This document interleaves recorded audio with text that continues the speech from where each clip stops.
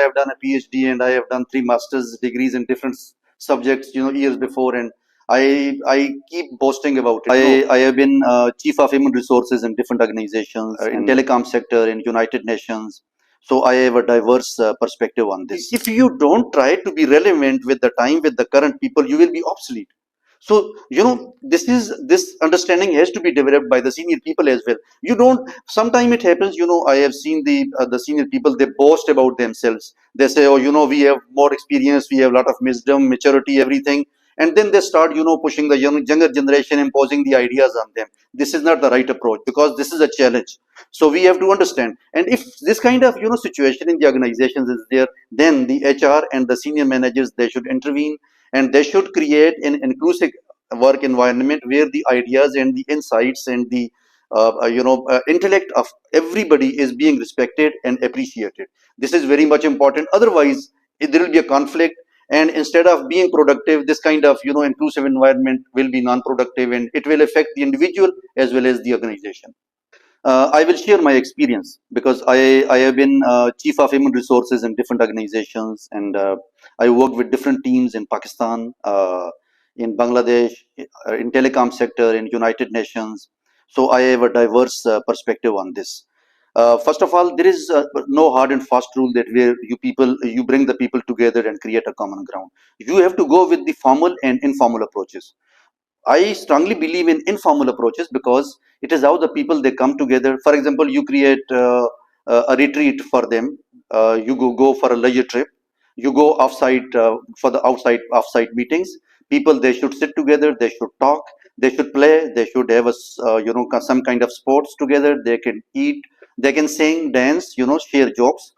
So it is how that hesitation or the kind of differences based on age or seniority, those are being melted down, and a common ground is being created where everybody is talking on the equal level, and then they are accepting each other as well, because then there is no hesitation at all.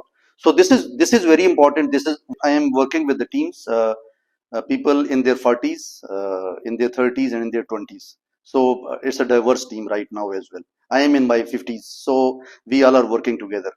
For example, I have interest in artificial intelligence and machine learning, and I am reading books and articles, and I am making videos, and I am writing articles as well on these technology. I cannot become a developer. I cannot become a person who can go and make apps and all these systems, but at least I should know and understand. Second, I should make good use of technology, and people they should not be hard on it, from any age, because we have to go with the time. We have to be relevant. This is very important. If we are not relevant, we don't change ourselves, and we don't learn the technology, we don't adapt to it, we will be obsolete, and we will no more be relevant. We will not be accepted. So my advice is that we should start talking about the technology.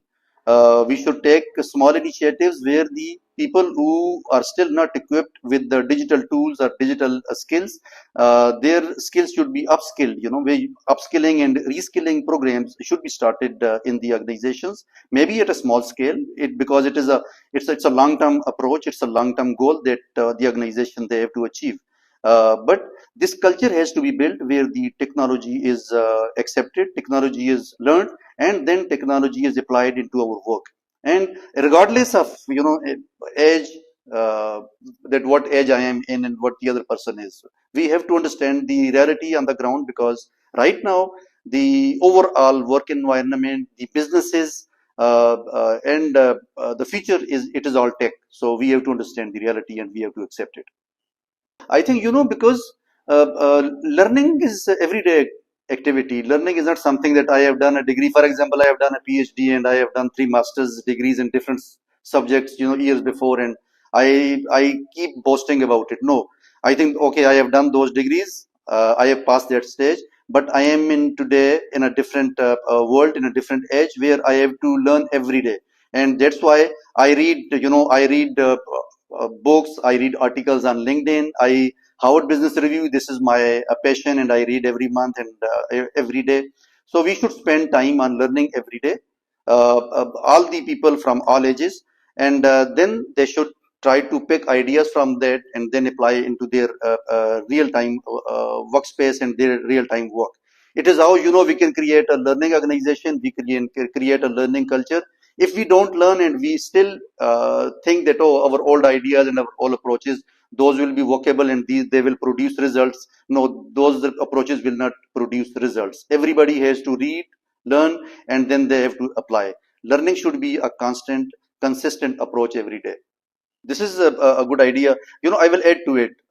We should be vulnerable, and vulnerable to admitting our mistakes, to admitting that we have the shortcomings, to admitting that we still have the gaps in our knowledge and our skill, because this vulnerability is very important.